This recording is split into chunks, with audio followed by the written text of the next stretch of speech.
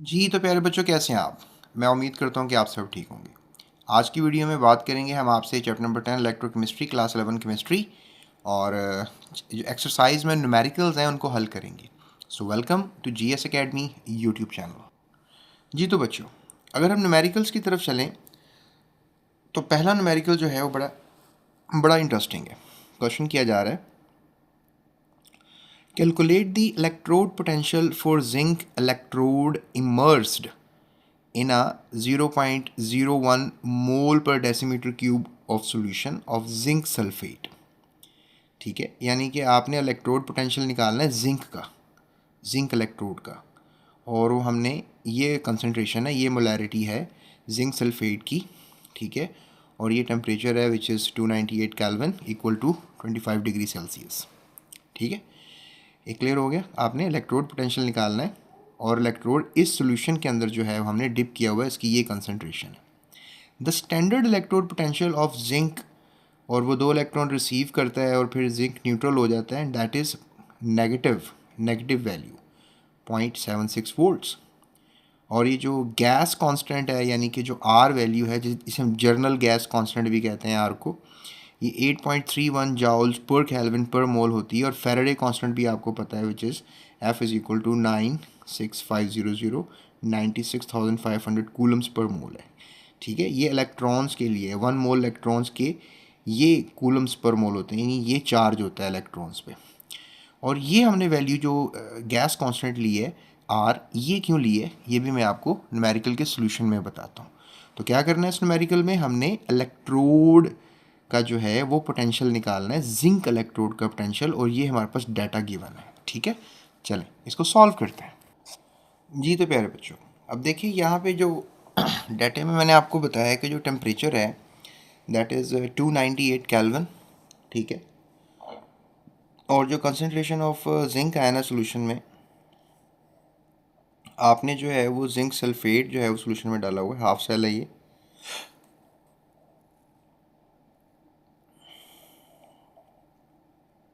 और इसमें जो इलेक्ट्रोड है वो आपने जिंक का लगाया हुआ है, इसका आपने जो है इलेक्ट्रोड पोटेंशियल निकालना है। ठीक है, तो यहाँ पे जो सोल्यूशन की कंसनट्रेशन है दैट इज़ 0.01 मोल पर डी एम क्यूब। अब जो आपने फेराडे लिया है, ठीक है, and we call this thing as Faraday constant, और ये हमारे पास 96,500 कूलम्स है। ये कांस्टेंट वैल्यू है, ये हर 1 मोल इलेक्ट्रॉन्स के लिए होती है, यानी 1 मोल इलेक्ट्रॉन्स अगर ये लेगा तो इतने कूलम चार्ज इसने ले लिया है या दे दिया है। और जो जनरल गैस कांस्टेंट है वो 8.31 है, ये भी फिक्स वैल्यू है। और जो रिडक्शन इलेक्ट्रोड पोटेंशियल है जिंक का, वो भी हमें पता है -7.76 वोल्ट्स है। ठीक है, अब यहाँ पे ये जो z इज इक्वल टू 2 है, इसका मतलब क्या है? ये बेसिकली 2 इलेक्ट्रॉन्स हैं। आपको पता है कि 2 इलेक्ट्रॉन्स जो हैं वो एक एटम निकाल सकता है। ठीक है, और डेफिनेटली जब इसने वापस सोल्यूशन से, अब होना क्या है कि जो जिंक आयंस हैं सोल्यूशन में, उन्होंने जिंक आयंस ने वापस डिपॉजिट होना है। ठीक है, क्योंकि आप उसको इलेक्ट्रॉन्स दे रहे हो, तो दिस इज़ हाउ 2 इलेक्ट्रॉन्स वो लेगा इलेक्ट्रोड से और फिर जिंक डिपॉजिट होना शुरू हो जाएगा। 2 electrons are involve, G is equal to 2 लिख दिया। और जिंक ये ऑक्सीडाइज फॉर्म्ड है और ये रिड्यूस फॉर्म्ड है, यानी जब सोल्यूशन में है तो वो ऑक्सीडाइज फॉर्म में है जिंक आयंस, और जब वो चिपक जाएगा जाके इलेक्ट्रोड को, वो हो जाएगा जिंक मेटल न्यूट्रल हो जाएगा। अब ये नर्स्ट इक्वेशन जो है, ये फार्मूला आपने डेफिनेटली जब टॉपिक पढ़ा याद की है, that is basically the electrode potential. अगर आपने इसका निकालना इलेक्ट्रोड पोटेंशियल, तो जो हमारे पास इलेक्ट्रोड पोटेंशियल है, जो एक कांस्टेंट वैल्यू है जो मैं आपको बता रहा हूँ, that is the reduction electrode potential, ये आपने लिखनी है जिंक आयन की, या फिर आप जिंक की लिख लें, एक ही होती है। और ये आर टी ओवर जी एफ है। आर टी क्या है? जनरल गैस कांस्टेंट आपने लगाना है, टेम्परेचर, किस टेम्परेचर पे आप ये रिएक्शंस करवा रहे हैं, उसके बाद फिर कितने इलेक्ट्रॉन्स इन्वॉल्व हैं और कितना चार्ज इन्वॉल्व है। चार्ज आपको बताया मैंने कि कांस्टेंट वैल्यू होती है 1 मोल इलेक्ट्रॉन्स के लिए।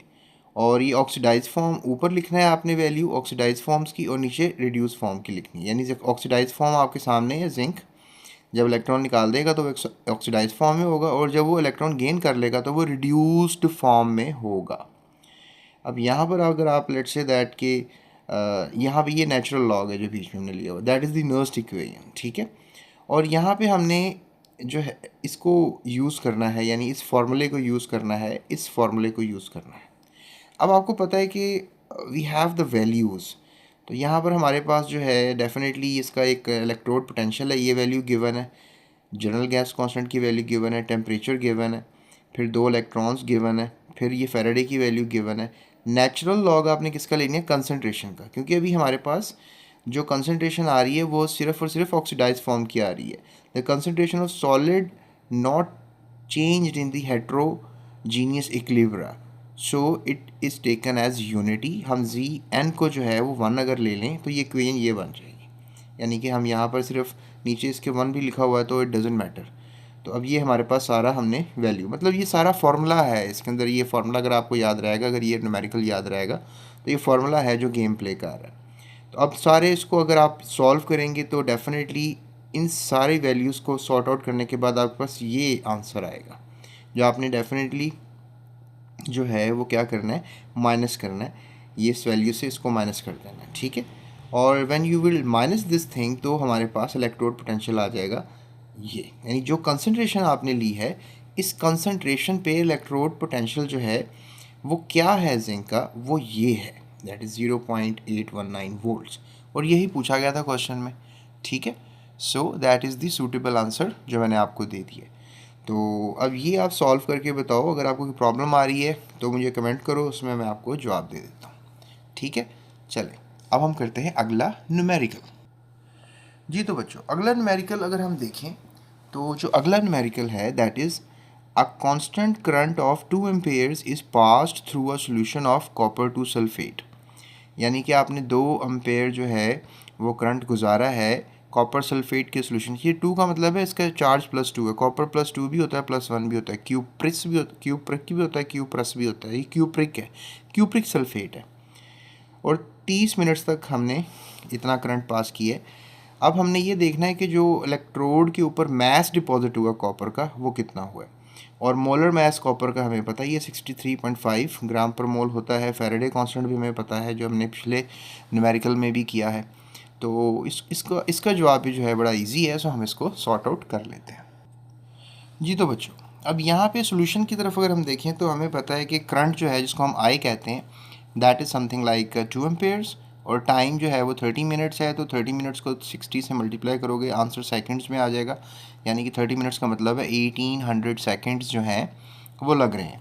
उसके बाद हमारे पास जो मोलर मैस है कॉपर का दैट इज़ 63.5, और इसके अलावा फैराडे कांस्टेंट भी हमें पता है that is something like 96,500 coulomb per mole, यानी ये बेसिकली एक मोल इलेक्ट्रॉन्स जब यूज़ हों तो फिर इतना चार्ज जो है वो लेकर जाते हैं या लेकर आते हैं।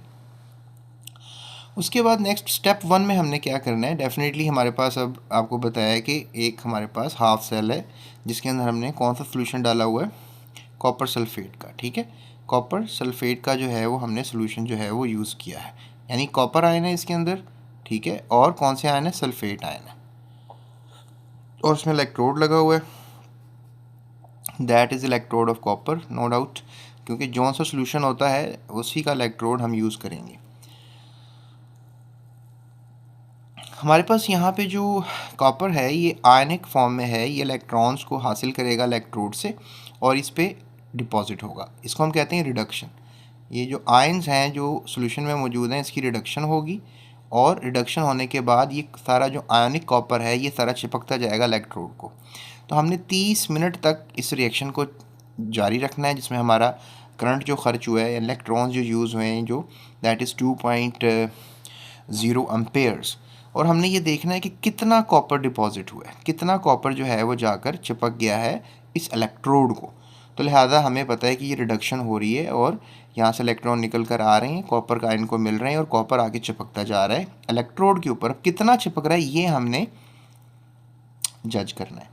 तो स्टेप 1 तो हो गया कि हमने ये इक्वेशन लगानी है, लिखनी है। फिर स्टेप 2 में हम क्या करेंगे? स्टेप 2 में प्यारे बच्चों हमने ये करना है कि हमने देखना है कि find the number of coulombs required to deposit 1 mole of the product at the electrode and here 2 moles of electron are required per mole, ठीक है। अब हमें ये पता है कि 2 मोल्स जो हैं वो रिक्वायर्ड हो रहे हैं इलेक्ट्रॉन। अब कहोगे सर आप 2 मोल्स क्यों कह रहे हो, क्योंकि टेक्निकली देखो 2 इलेक्ट्रॉन्स चाहिए। मतलब जब हमारे पास जो आयन्स हैं वो बेसिकली एक आयन 2 मोल इलेक्ट्रॉन यूज़ कर रहा है, तो हमें फैराडे की जो कांस्टेंट वैल्यू उसके साथ 2 को मल्टीप्लाई करना पड़ेगा। ये आपने याद रखना होता है। अगर 2 मोल इलेक्ट्रॉन यूज़ हो रहे हैं तो आपने 2 मोल इलेक्ट्रॉन को फैराडे कांस्टेंट से मल्टीप्लाई करना होता है। अगर यहाँ हमारे पास लेट्स से क्यूप्रिक आयन जो है नहीं होता, क्यूप्रस आयन होता, तो उसको तो एक इलेक्ट्रॉन चाहिए, तो हम इसी फैराडे से मल्टीप्लाई कर देते, 2 की ज़रूरत नहीं थी। So we just really want to have 2 over here. 2 क्यों है, क्योंकि हमारे पास 2 इलेक्ट्रॉन यूज़ हो रहे हैं। अच्छा, हमने इसको मल्टीप्लाई किया तो that is the coulomb per mole we have. ये हो गया सेकंड स्टेप। हमने जज करना है कि कितना फैराडे यूज़ हो रहा है, that is according to the equation. हमें इक्वेशन से पता लग रहा है कि 2 हो रहा है। फिर थर्ड स्टेप आ जाता है, calculate the charge transfer during the electrolysis.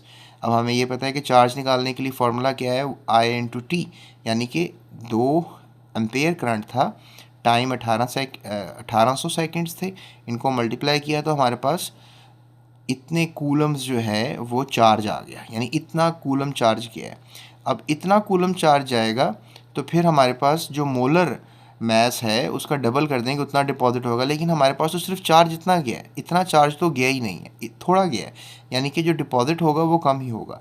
मैं आपको समझाता हूँ। हमारे पास बेसिकली हमने जज करना है कितने ग्राम जो है वो कॉपर चिपका है जाकर इलेक्ट्रोड पर। तो अगर चार्ज कम हुआ है, हमारे पास जो मतलब एम्पेयर्स और नंबर ऑफ टाइम को हमने जज किया है, तो हमें तो इतना चार्ज पता लगा है, तो इसको आगे सॉर्ट आउट करेंगे। जी तो बच्चों, अब स्टेप 4 आ जाएगा। डेफिनेटली हमने अब मैस पता करना है।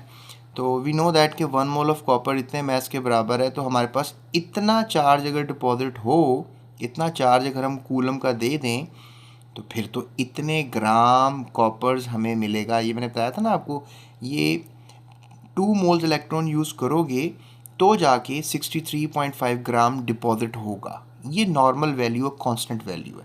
लेकिन हमने तो इतना चार्ज यूज़ नहीं किया ना। चलो फिर ऐसा करते हैं, इस वैल्यू को उठा के यहाँ पर डिवाइड कर देते हैं, एक रेशो आ जाएगा। इस रेशो का मतलब है कि एक कूलम अगर चार्ज दो तो इतना मैस डिपॉजिट होता है, ये रेशो। लेकिन एक कूलम तो चार्ज नहीं दिया था, अभी वैल्यू निकाली थी 3600 कूलम्स की। तो 3600 कूलम्स अगर आप दे रहे हो, मतलब 1 कूलम नहीं दे रहे हो, तो फिर हम 36 को दोनों तरफ मल्टीप्लाई कर लेते हैं, ताकि हमारे पास इस वैल्यू, इस रेशो से मल्टीप्लाई करेंगे तो हमारे पास टोटल मैस आ जाएगा इतने चार्ज का। तो लिहाजा इतने चार्ज को अगर आपने डिपॉजिट इतना चार्ज दिया तो कितना कॉपर डिपॉजिट होगा, इसको अगर हम मल्टीप्लाई कैलकुलेटर पर मल्टीप्लाई करें तो 1.18 ग्राम कॉपर होगा। So that is the true answer of this numerical. तो आई होप सो आपको समझ में आ गया होगा। इट्स अ वेरी इजी और आप इसको इजीली कर सकते हो। पिछला न्यूमेरिकल भी बड़ा आसान था और ये भी काफ़ी इजी है। ठीक है प्यारे बच्चों, चलें अब विदाउट वेस्टिंग एनी टाइम हम क्वेश्चन नंबर 9 यानी थर्ड न्यूमेरिकल की तरफ चलते हैं। जी तो बच्चों, अगर हम अब देखें थर्ड न्यूमेरिकल की तरफ, और ये भी काफ़ी इंटरेस्टिंग न्यूमेरिकल लग रहा है, इसको भी हम सॉल्व कर लेते हैं। अब यहाँ पर एक गैल्वेनिक सेल है। आपको पता है 2 किस्म के सेल होते हैं, इलेक्ट्रोलिटिक सेल और गैल्वेनिक सेल। गैल्वेनिक सेल तो करंट प्रोड्यूस करता है, इलेक्ट्रोलिटिक सेल करंट यूज़ करता है, ये दोनों में फ़र्क है। तो गैल्वेनिक सेल है, ठीक है, और consist of standard hydrogen electrode potential, और डेफिनेटली हमने उसके अंदर स्टैंडर्ड हाइड्रोजन इलेक्ट्रोड पोटेंशियल का यूज़ कर रहे हैं।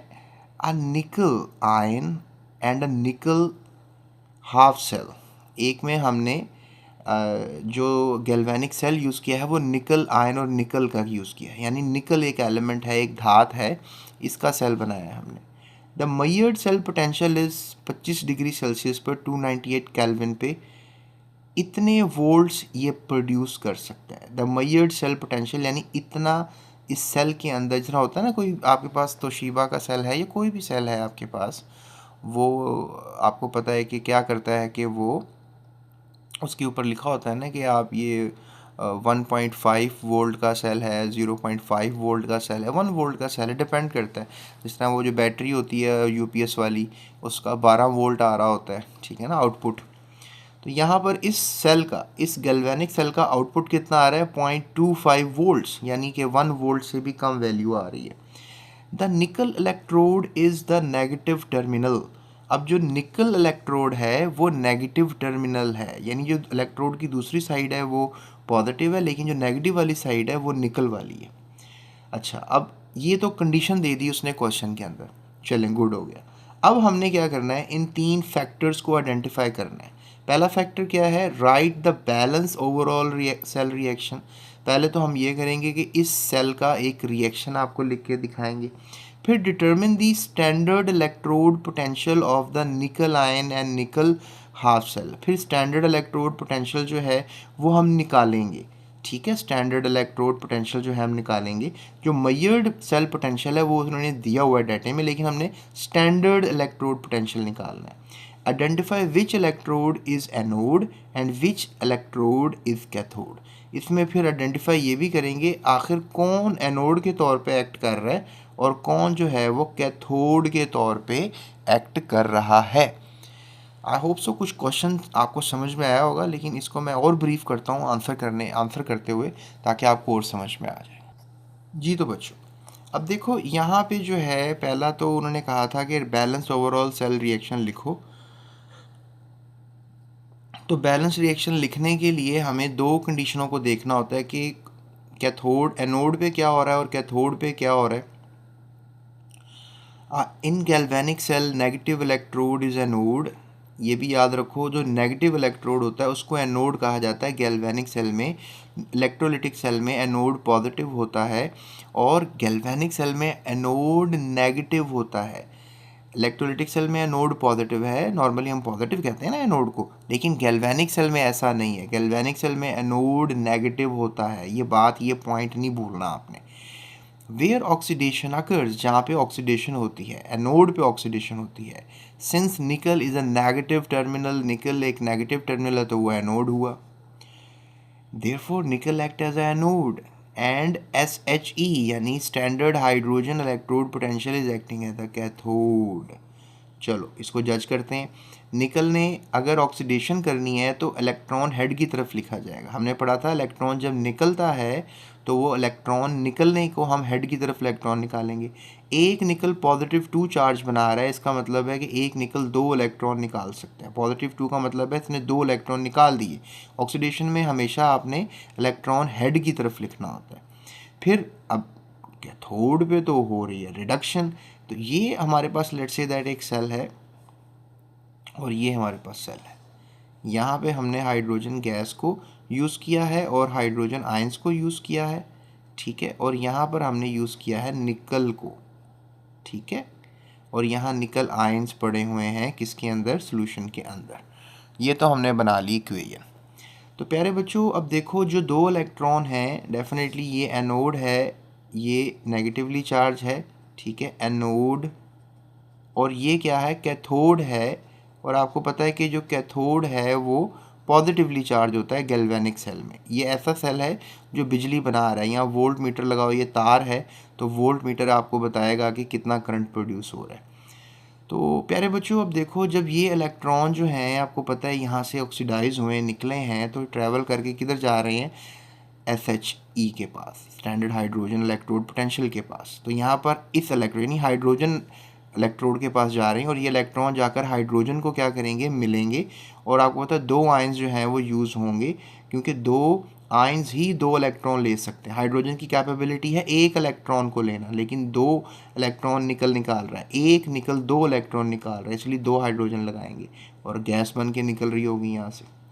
अब क्या होगा नेक्स्ट प्यारे बच्चों कि ये हो गई हमारी दोनों साइड्स की एक बैलेंस ओवरऑल रिएक्शन। अब हमने इसको लिखना है तो आप ऐसे लिख दोगे कि भाई निकल ने हाइड्रोजन आयन को दिए इलेक्ट्रॉन्स, निकल हो गया पॉजिटिवली चार्ज ऑक्सीडाइज और हाइड्रोजन हो गया रिड्यूस और बन गया हाइड्रोजन गैस, ठीक है। ये तो पहला हो गया स्टेप। अब चलते हैं दूसरे बी पार्ट की तरफ। क्वेश्चन था determine the standard electrode potential of the निकल आयंस एंड निकल, यानी इसका बताओ स्टैंडर्ड इलेक्ट्रोड पोटेंशियल क्या है इस हाफ सेल का। तो देखो सेल पोटेंशियल तो हमें पता है कि यहाँ पे इसकी कैपेबिलिटी जो है वो 2.25 वोल्ट्स है। इन द सेल निकल इज ऑक्सीडाइज हाइड्रोजन रिड्यूस, ये भी बताया आपको मैंने। The reduction potential of hydrogen तो ज़ीरो होता है, यहाँ पे तो ज़ीरो रिडक्शन पोटेंशियल है। अब the cell potential is the oxidation potential of nickel, अब इसका ऑक्सीडेशन पोटेंशियल जो है वो नॉर्मली ये होता है, so its reduction potential will be opposite to the oxidation potential. तो रिडक्शन पोटेंशियल जो है वो ऑक्सीडेशन पोटेंशियल के ऑपोजिट होगा। The reduction potential of nickel is negative 2.5। तो हम इस लिहाज से कह सकते हैं कि इसका रिडक्शन पोटेंशियल जो है वो नेगेटिव हो जाएगा निकल का, ठीक है। तो यहाँ पर आप ये नेगेटिव क्यों कहोगे, क्योंकि डेफिनेटली हमारे पास नॉर्मली अगर ये करंट प्रोड्यूस हो रहा है तो इतना करंट निकल के यहाँ से जा रहा है ना, समझ में आई बात। और इतना करंट अगर निकल के यहाँ से जा रहा है और यहाँ पर आके न्यूट्रलाइज हो रहा है पोटेंशियल, यहाँ पे पोटेंशियल जो है वो नहीं इसकी देने की काबिलियत, तो ये दे रहा है ना पोटेंशियल सारा, तो ये नेगेटिव पोटेंशियल दे रहा है, नेगेटिव 0.25। ये हो गया इसका आंसर। हमने स्टैंडर्ड इलेक्ट्रोड पोटेंशियल आपको निकल आयंस और निकल के सेल का बता दिया, नेगेटिव 0.25, नेगेटिव 0.25। उसके बाद नेक्स्ट अब हमने आखिर में ये देखना है कि भाई identify which electrode is a node and which electrode is cathode. तो ये तो बड़ा आंसर अब आसान हो गया। गैल्वेनिक सेल में नेगेटिव इलेक्ट्रोड एनोड है और वहाँ पे ऑक्सीडेशन हो रही है, आपके सामने है। नेगेटिव इलेक्ट्रोड जो है वो यही है, एनोड नेगेटिव इलेक्ट्रोड है, यहाँ पे ऑक्सीडेशन हो रही है। सिंस निकल इज़ अ नेगेटिव टर्मिनल, और यही नेगेटिव टर्मिनल भी है, so therefore nickel act as anode and SHE act as cathode. तो हम ये कह सकते हैं कि शी जो है वो एक कैथोड के तौर पे एक्ट कर रहा है और जो निकल और निकल आयंस हैं ये इलेक्ट्रोड एनोड के तौर पे एक्ट कर रहे हैं। तो ये था इसका जवाब और ये थी सारी स्टोरी जो मैंने आपकी इसकी सुनाई। इस वीडियो को एक दफ़ा और देखिएगा और फिर आपको पता लगेगा और फिर इंशाल्लाह आप इसको समझ भी जाएंगे। एंड आई होप मैंने कोशिश की आपको समझाने की, इट टेक सम टाइम, लेकिन आपको पता है कि जब बात समझनी होती है तो टाइम तो लगता है। एंड आई होप कि कॉन्सेप्ट्स आर क्लियर। तो मज़ीद वीडियोस अगर देखनी है आपने दूसरे चैप्टर्स की भी, तो it's been a long time, long experience जब मैं केमिस्ट्री बायोलॉजी पढ़ा रहा हूँ, तो आप देखें दूसरे चैप्टर की वीडियोस भी और इंशाल्लाह you will enjoy the time, because मैं कोशिश करता हूँ कि प्रॉपरली आपको समझाऊँ कि भाई क्या आइडियाज़ हैं, क्या कॉन्सेप्ट्स हैं। एंड आई होप कि आप भी इंशाल्लाह कोशिश करेंगे केमिस्ट्री में A+ लेने के लिए, और वो आइडियाज़ की बुनियाद पे ही आते हैं।